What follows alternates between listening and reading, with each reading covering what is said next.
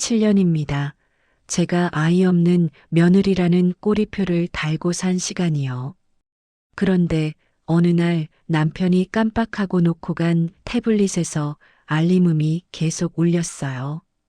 시끄러워서 끄려고 비밀번호를 눌렀는데 우연히 열렸죠. 화면에 뜬 SNS 알림, 행복한 우리 가족이라는 계정이 남편을 태그했다는 내용이었어요. 그 계정을 열었을 때 제가 본 건 남편과 낯선 여자, 그리고 아이가 함께 웃고 있는 수백 장의 사진들이었어요. 39의 제게 그 순간은 충격이었어요. 7년 동안 저만 불임이라는 낙인을 뒤집어 쓰고 있었는데 남편은 이미 다른 곳에서 조용히 가정을 꾸리고 있었던 거예요. 그것도 제가 직접 대출 받아준 돈으로요. 안녕하세요. 인생의 단면을 함께 들여다보는 시간, 인생 이야기 채널입니다. 오늘도 누군가의 삶 속에서 우리가 마주할 수 있는 이야기를 들려드리겠습니다. 그럼 이야기를 시작하겠습니다. 저는 올해 39살 김선영입니다. 결혼한 지 7년이 됐지만 아이는 생기지 않았어요.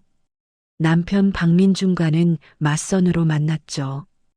그는 부산에서 무역회사를 운영한다고 했어요. 차분하고 성실해 보이는 인상이었죠. 결혼 초반에는 평범했어요. 남편은 일주일의 절반은 부산에서, 절반은 서울에서 지냈어요. 무역회사 특성상 그럴 수밖에 없다고 했죠. 하지만 결혼 3년 차부터 달라지기 시작했어요. 시어머니 박영자 여사의 압박이 시작된 거예요. 명절날이었어요. 친척들이 모인 자리에서 시어머니가 말씀하셨어요. 우리 민준이는 착한데 며느리 때문에 대를 못 잇는다고 벌써 3년이 지났는데 뭘 하고 있냐고 했죠. 저는 고개를 들 수 없었어요. 친척들의 시선이 저에게 쏟아졌거든요. 시댁 식구들이 모이면 더 심했어요. 병원은 다니냐고, 검사는 받아봤냐고 물으셨어요. 당연히 저는 병원을 다니고 있었습니다. 검사 결과는 정상이었어요. 난소 기능도 정상, 호르몬 수치도 정상, 배란도 정상. 의사는 남편도 함께 검사 받으라고 했어요. 집에 와서 남편에게 말했죠. 하지만 남편은 거절했어요. 바쁘다고, 자기는 문제 없다고 했어요. 시어머니에게 그 얘기를 했더니 화를 내셨어요. 우리 민준이가 무슨 문제가 있겠냐고, 며느리가 남편 탓을 하면 안 된다고 했어요. 결혼 4년 차쯤 시어머니는 절에 가서 기도를 하라고 하셨어요. 새벽마다 절에 가서 100일 기도를 올리면 아이가 생긴다고 하셨죠. 저는 그 말을 따랐습니다. 새벽 4시에 일어나 절에 갔어요. 추운 겨울에도 더운 여름에도 100일을 채웠어요. 하지만 아무 일도 일어나지 않았어요. 시험관 시술을 제안했을 때는 더 심했어요. 시어머니는 그건 자연스럽지 못하다고, 돈도 많이 든다고 했어요. 남편도 시험관 시술을 강하게 반대했어요. 너무 비싸다고, 그 돈이면 사업에 투자하는 게 낫다고, 자연스럽게 되는 게 제일 좋다고 했죠. 이상했어요. 남편은 아이를 원한다고 말하면서도 정작 아이를 가질 수 있는 방법에는 모두 반대했어요. 검사도 거부하고 시험관도 거부하고. 하지만 그때는 그냥 남편이 바쁘고 경제적 부담을 느끼는 거라고 생각했어요. 그리고 남편은 점점 더 집에 없었어요. 부산 출장이 잦아졌고 서울에 올라와서도 피곤하다며 일찍 잠들었어요. 부부관계도 점점 뜸해졌죠. 저는 그게 제 탓인 줄 알았어요. 아이를 못 가져서 남편이 저를 멀리하는 거라고 생각했어요. 저는 점점 지쳐갔어요. 그런데 그 무렵부터 남편이 제게 부탁하기 시작했어요. 결혼 4년 차였어요. 사업 확장 자금이 필요하다고 대출을 좀 받아줄 수 있냐고 했죠. 부산 쪽 거래처가 늘어나서 창고를 하나 더 얻어야 한다고 했어요. 저는 망설였어요. 시댁에서는 아이를 낳지 못한다고 구박받고 있는데 남편 사업까지 도와야 하나 싶었거든요. 하지만 남편이 간곡하게 부탁했어요. 사업이 잘 되면 빨리 갚겠다고, 그럼 우리 살림도 나아질 거라고, 그때 아이도 편하게 가질 수 있을 거라고 했어요. 저는 은행에 가서 5천만 원을 대출받았어요. 신용대출이었어요. 남편에게 송금했죠. 남편은 고맙다고 꼭 갚겠다고 했어요. 그리고 매달 이자를 제 통장에 넣어줬어요. 그래서 저는 남편이 책임지고 있다고 믿었어요. 2년이 지났어요. 결혼 6년 차였죠. 시어머니의 압박은 더 심해졌어요. 이제 30대 후반인데 언제까지 이럴 거냐고 빨리 아이를 가져야 한다고 했어요. 명절 때마다, 시댁 방문 때마다 같은 말을 들었죠. 저는 무너질 것 같았어요. 하지만 버텨야 했어요. 그런데 그때 남편이 또 부탁했어요. 이번엔 부산 사무실 보증금이 필요하다고 했어요. 저는 지쳐 있었어요. 시댁에서는 구박받고 남편은 또 돈이 필요하다고 하고, 하지만 거절할 수 없었어요. 저는 또 은행에 갔어요. 이번엔 신용대출 한도가 부족해서 카드론도 함께 받았어요. 5천만 원을 만들어 남편에게 보냈죠. 남편은 역시 매달 이자를 넣어줬어요. 하지만 그게 끝이 아니었어요. 몇 달 뒤 남편이 또 연락했어요. 거래처 미수금이 생겼다고 급한 세금을 내야 한다고 했어요. 4천만 원이 필요하다고 했죠. 저는 또 은행에 갔어요. 신용대출과 마이너스 통장을 만들었어요. 반년 뒤엔 설비 투자가 필요하다며 3천만 원을 요구했어요. 저는 카드론을 받았어요. 또 몇 달 뒤엔 직원 월급을 줘야 한다며 또 3천만 원이 필요하다고 했어요. 저는 마이너스 통장을 늘렸어요. 그렇게 7년 동안 저는 시댁에서는 아이를 못 낳는다고 구박받으며 남편을 위해서는 계속 은행에 가서 대출을 받았어요. 제 명의로 총 2억 원을 대출받았어요. 남편은 매번 급하다고 이번만이라고 꼭 갚겠다고 했어요. 그리고 매달 이자는 꼬박꼬박 넣어줬어요. 그래서 저는 남편을 믿었어요. 하지만 저는 점점 지쳐갔어요. 시댁의 압박, 남편의 부재, 혼자 견디는 외로움. 남편은 점점 더 부산에 있는 시간이 길어졌어요. 한 달에 3주는 부산에 있었죠. 저는 혼자 텅 빈 집에서 시간을 보냈어요. 외로웠지만 참았어요. 그렇게 7년이 흘렀어요. 제 30 중반이 사라졌어요. 그러던 어느 날이었어요. 결혼 7년 차 봄날, 평범한 주말 오후였어요. 그날 남편은 부산에 있었어요. 주말인데도 급한 일이 있다며 내려갔죠. 저는 혼자 집에서 청소를 하고 있었어요.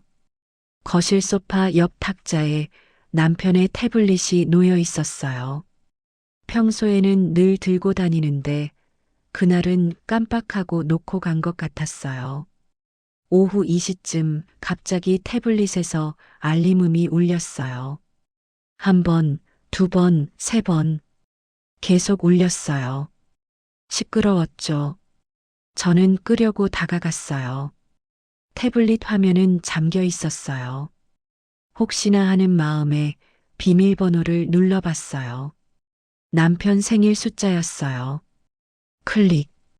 화면이 열렸어요. SNS 알림이 여러 개 떠 있었어요. 누군가 남편을 사진에 태그했다는 알림이었어요. 행복한 우리 가족이라는 계정 이름이 보였죠. 저는 순간 멈칫했어요. 남편은 제게 SNS를 안 한다고 했었거든요. 불안감이 밀려왔어요. 알림을 눌렀어요. 한 여자의 계정으로 이동했어요. 프로필 사진에는 남편과 여자, 그리고 남자아이가 함께 웃고 있었죠. 제 심장이 쿵 내려앉았어요. 프로필 이름은 한지은. 부산 거주. 소개란에는 소중한 우리 가족과 함께하는 일상이라고 적혀 있었어요. 타임라인을 열었어요. 손이 떨렸지만 멈출 수 없었어요. 가장 최근 게시물은 사흘 전이었어요. 남편과 아이가 자전거를 타는 사진.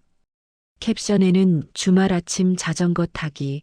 준호가 이제 혼자서도 잘 탄다고 적혀 있었죠. 다음 게시물은 일주일 전. 세 명이 식당에서 밥 먹는 사진. 남편은 아이 옆에 앉아 음식을 먹여주고 있었어요. 저는 스크롤을 계속 내렸어요. 한 달 전, 두 달 전, 석 달 전. 게시물들이 끝없이 나왔어요. 생일 케이크, 놀이공원, 바다, 크리스마스. 모든 사진 속에 남편이 있었어요. 제가 모르는 여자와 아이와 함께요. 저는 더 과거로 갔어요. 5년 전 게시물. 우리가 결혼한 지 2년 차였을 때 사진 속엔 더 어린 아이가 남편 품에 안겨 있었어요. 캡션에는 준호 5살 생일이라고 적혀 있었죠. 5살이라고요? 5년 전에 이미 5살이었다고요? 저는 더 과거로 갔어요. 10년 전 게시물까지 갔어요. 남편과 한지은이 손을 잡고 바다를 바라보는 사진이었어요. 저는 숨이 막혔어요. 제가 전혀 몰랐던 남편의 삶이 거기 있었어요. 완벽한 가족의 모습이었어요. 그때 깨달았어요. 남편이 왜 아이 검사를 거부했는지, 왜 시험관 시술을 반대했는지, 왜 점점 더 집에 없었는지. 이미 부산에 아이가 있었기 때문이었습니다. 남편은 저와 아이를 가질 생각이 없었던 거예요. 처음부터요. 저는 제 휴대폰을 꺼냈습니다. 그리고 태블릿 화면을 하나하나 사진으로 찍기 시작했어요. 수백 장을 찍었습니다. 클라우드에도 백업했고요. 증거가 필요했기 때문이었습니다. 모든 사진을 찍고 나서야 저는 태블릿을 내려놨어요. 원래 자리에 그대로 놓아두었습니다. 그리고 인터넷 검색을 시작했습니다. 사립탐정. 제 손은 떨리고 있었지만 머릿속은 차갑게 식어 있었어요. 그날 밤 저는 잠을 이루지 못했습니다. 7년 동안 저를 속인 겁니다. 그 시간 동안 남편은 다른 여자와 아이와 함께 조용한 일상을 보내고 있었던 겁니다. 그동안 저는 불임 며느리라는 낙인을 뒤집어 쓰고 있었고요. 시어머니에게 구박받고 병원을 전전하며 제 몸을 탓했어요. 그런데 문제는 제가 아니었던 겁니다. 남편에게 이미 아이가 있었고 남편은 저와 아이를 가질 생각이 없었던 거예요. 남편은 의도적으로 저와 아이를 안 가진 거였어요. 이중 생활이 들통날까봐 부산 가정만 지키려고요. 그리고 제가 대출받아준 2억 원. 사업 자금이라고 했던 그 돈들. 그 돈으로 부산에서 생활한 거였어요. 분노가 폭발할 것 같았어요. 하지만 저는 울지 않았습니다. 이제는 행동할 시간이었습니다. 다음 날 아침 저는 사립탐정 사무실을 찾아갔습니다. 탐정은 중년의 남자였어요. 차분하고 냉정한 인상이었죠. 저는 휴대폰을 꺼냈어요. 수백 장의 사진을 보여줬어요. 탐정은 하나하나 확인했어요. 그리고 제 이야기를 들었어요. 7년간의 결혼 생활, 시댁의 압박, 남편이 아이 검사를 거부했던 것, 시험관 시술을 반대했던 것, 남편의 부산 생활, 제 명의로 대출받은 2억 원. 저는 담담하게 말했어요. 탐정은 남편의 부산 주소를 아느냐고, 차량 번호는 아느냐고 물었어요. 저는 아는 대로 답했어요. 그리고 부탁했어요. 제가 대출받은 2억 원이 어디로 갔는지 확인해 달라고요. 그리고 남편이 저와 의도적으로 아이를 안 가진 건지도 확인해 달라고요. 탐정은 대출금 사용처 추적은 가능하다고 했어요. 하지만 남편의 재산 상태나 빚은 변호사를 통해서 법원에 신청해야 한다고 했죠. 일주일이면 충분하다고 했어요. 저는 계약서에 서명했어요. 그 일주일 동안 저는 평소처럼 지냈어요. 남편이 서울로 올라왔을 때도 아무렇지 않은 척 했어요. 하지만 제 안은 얼어붙어 있었어요. 참았습니다. 티내지 않았어요. 일주일 뒤 탐정에게서 연락이 왔어요. 책상 위에는 두꺼운 파일이 놓여 있었죠. 탐정은 파일을 펼쳤어요. 사진들이 쏟아져 나왔습니다. 남편이 부산 아파트로 들어가는 사진, 한지은과 장을 보는 사진, 아이를 학교에 데려다 주는 사진, 3명이 산책하는 사진. 모든 게 명백했어요. 탐정은 조사 결과를 설명해 줬습니다. 남편은 부산 해운대에 아파트를 보유하고 있다고, 한지은과 10년 넘게 동거 중이고 아들 박준호는 올해 10살이라고 했어요.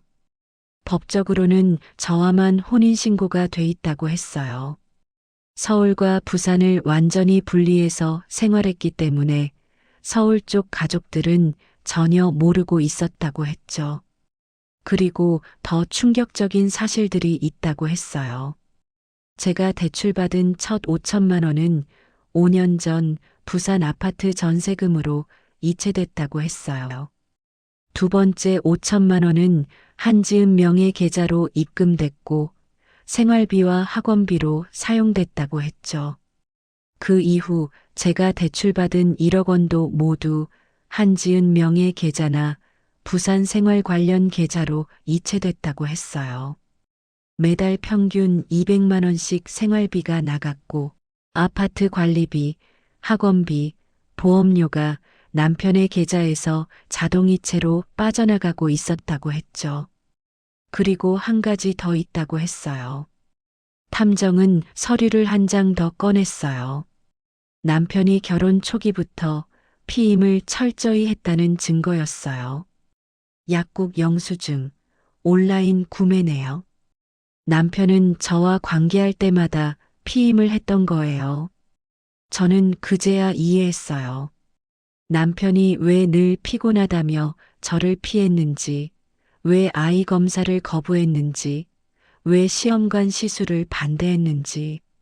남편은 처음부터 저와 아이를 가질 생각이 없었던 거예요. 이중 생활이 들통날까 봐요. 제가 직접 대출받은 2억 원. 그 돈으로 남편의 진짜 가정을 유지하고 있었던 거예요. 분노가 폭발할 것 같았어요. 하지만 참았습니다. 저는 사립탐정에게 변호사를 소개받았습니다. 그날 오후 바로 변호사 사무실을 찾아갔어요.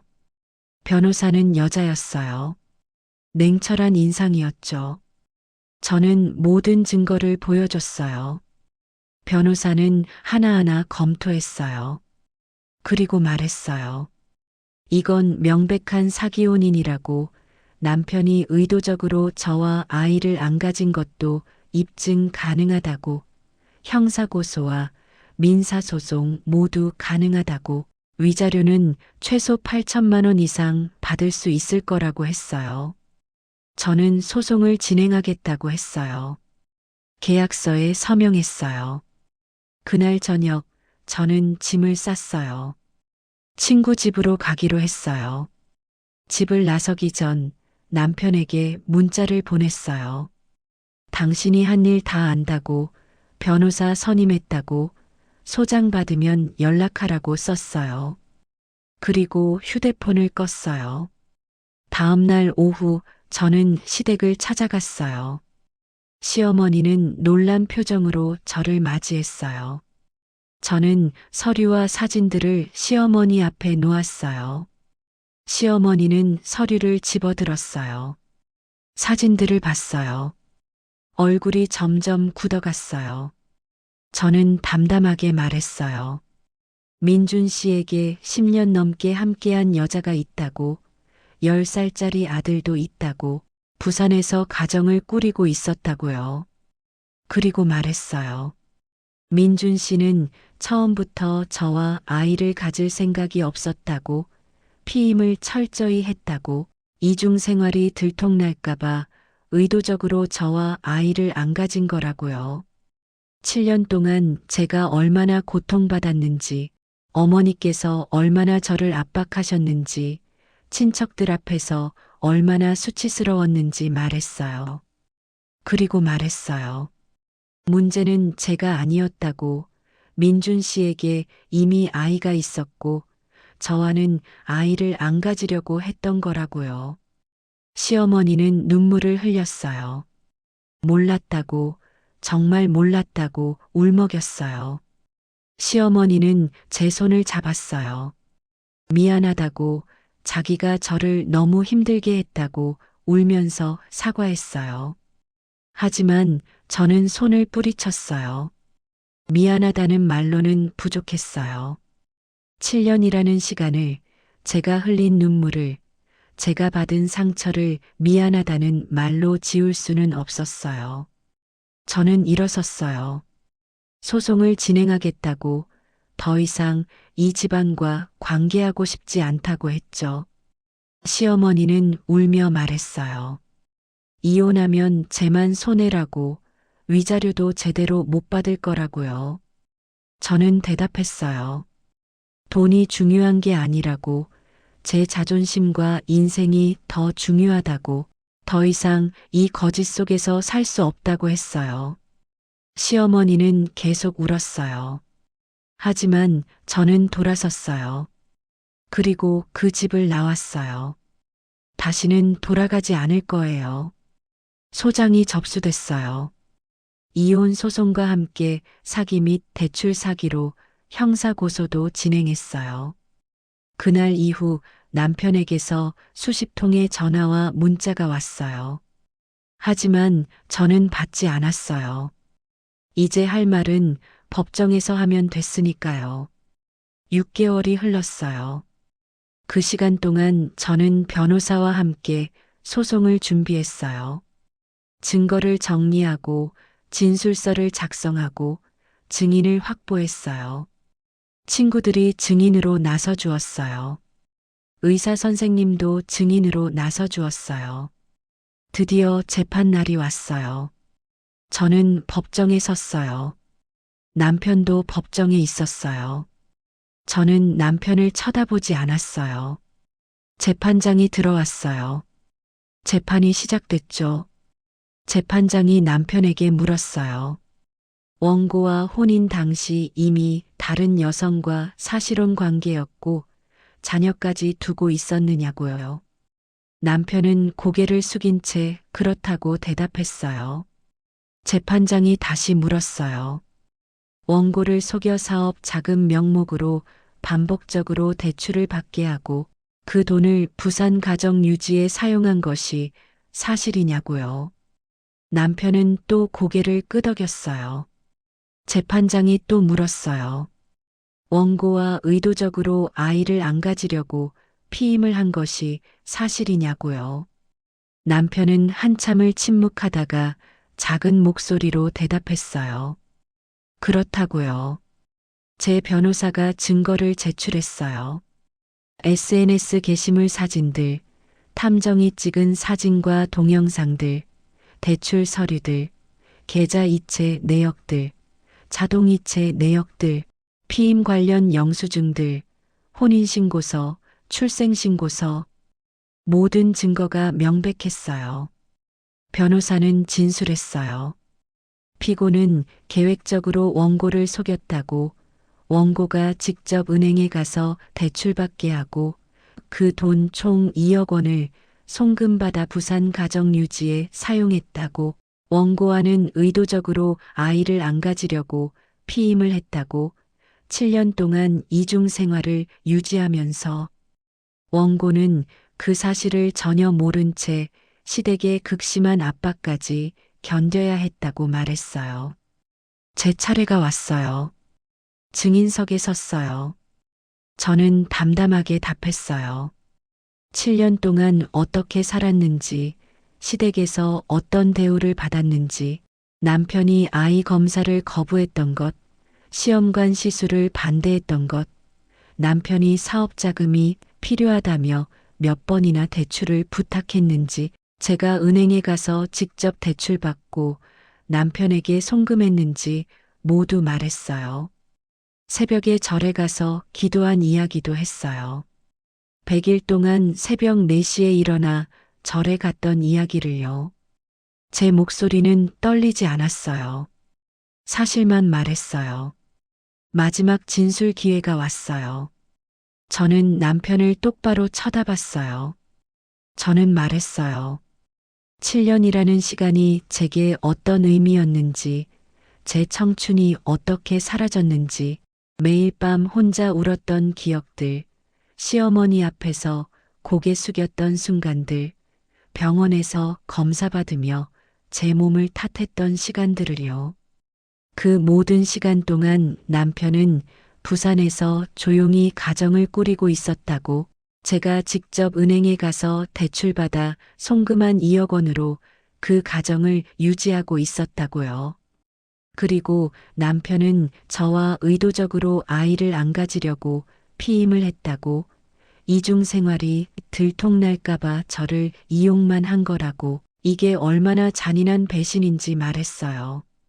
제 목소리는 여전히 담담했어요. 하지만 법정 안이 조용해졌어요. 남편은 고개를 들지 못했어요. 판결이 나오기까지 몇 주가 걸렸어요. 그리고 드디어 판결문이 도착했어요. 이혼 인정, 위자료 8천만 원, 대출금 전액 남편이 변제, 그리고 사기죄로 징역 1년 집행유예 2년. 저는 판결문을 읽으며 한숨을 내쉬었어요. 끝났구나 싶었어요. 하지만 이건 끝이 아니었어요. 시작이었어요. 제 새로운 삶의 시작이었죠. 판결이 확정되고 1년이 지났어요. 저는 이혼 위자료와 그동안 모았던 돈으로 작은 베이커리 카페를 열었어요. 가게는 작았지만 제 것이었어요. 아무도 간섭하지 않았고 아무도 저를 판단하지 않았어요. 매일 아침 5시 반에 일어났어요. 가게로 출근해서 반죽을 시작했어요. 밀가루를 치대는 동안 머릿속이 비워졌어요. 오븐에서 갓 구운 빵 냄새가 가게를 채웠어요. 그 향기를 맡으며 커피를 한 잔 마셨어요. 조용한 새벽 시간이 제일 평화로웠어요. 손님들이 하나둘 들어왔어요. 출근길에 들러 빵을 사가는 직장인들, 아이들 간식을 사러 오는 엄마들, 혼자 커피 마시러 오는 단골들. 그들과 나누는 짧은 대화가 좋았어요. 빵 맛에 대한 칭찬, 날씨 이야기, 소소한 일상 이야기들이었죠. 누구도 제 과거를 묻지 않았어요. 저는 그냥 빵집 사장님이었어요. 선영이었어요. 주말에는 베이킹 클래스를 열었어요. 4명이나 5명의 수강생들과 함께 빵을 만들었어요. 그들의 이야기를 들으며 빵을 구웠어요. 누군가는 이혼 후 새 삶을 찾고 있다고 했어요. 누군가는 암 투병 후 작은 행복을 찾고 있다고 했어요. 모두가 각자의 상처를 안고 살아가고 있었어요. 저만 힘든 게 아니었어요. 클래스가 끝나면 함께 만든 빵을 나눠 먹었어요. 그 시간이 좋았어요. 거짓이 없는 시간이었으니까요. 가끔 그날이 생각났어요. 태블릿에서 계속 울리던 알림음, 우연히 맞춘 비밀번호, SNS를 열어 남편의 이중 생활을 발견했던 그 순간이요. 남편이 태블릿을 놓고 간 것도, 알림이 계속 울린 것도, 비밀번호를 우연히 맞춘 것도 모두 우연이었어요. 하지만 그 우연이 제 인생을 바꿨어요. 시어머니에게서 가끔 문자가 왔어요. 잘 지내냐고, 가게는 잘 되냐고, 미안하다고 물었죠. 저는 답장하지 않았어요. 남편 소식도 들렸어요. 한지은과 헤어졌다고, 혼자 산다고 했죠. 하지만 그건 더 이상 제 관심사가 아니었어요. 친구가 물었어요. 재혼은 생각 안 하냐고요. 저는 웃으며 대답했어요. 지금은 아니라고, 혼자가 편하다고 했어요. 올해 제 나이 40이에요. 누군가는 이제 시작이라고 하고 누군가는 늦었다고 하죠. 하지만 저는 상관없어요. 제 속도로 살 거예요. 밤하늘을 보며 생각해요. 과거의 저에게 이렇게 말해주고 싶어요. 조금만 더 견뎌. 진실은 반드시 드러나. 그리고 넌 자유로워질 거야. 거짓은 결국 무너져요. 태블릿에서 울리는 작은 알림음처럼 예상치 못한 순간에 드러나게 돼 있어요. 그리고 그 진실이 드러났을 때 우리가 할 수 있는 건 용기 내어 떠나는 거예요. 저는 이제 행복해요. 완벽하진 않지만 진실한 삶을 살고 있으니까요. 제 가게 문 위에는 이런 문구가 적혀 있어요.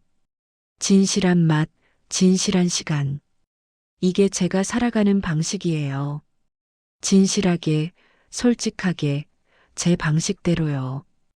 그리고 그걸로 충분해요. 7년간의 배신이 저를 부서뜨렸지만 저는 다시 일어났어요. 이제 저는 누구의 아내도 누구의 며느리도 아니에요. 그냥 저예요. 김선영이에요. 그리고 그걸로 충분해요. 지금까지 인생 이야기였습니다. 인생 이야기 채널은 매일 저녁 7시 사람과 사람 사이의 관계 속에서 피어나는 다양한 인생의 이야기를 전해드립니다. 오늘 이야기가 마음에 남으셨다면 구독, 좋아요, 알림 설정 잊지 마세요. 여러분의 응원이 저희에게 큰 힘이 됩니다. 늘 함께 해주셔서 감사합니다.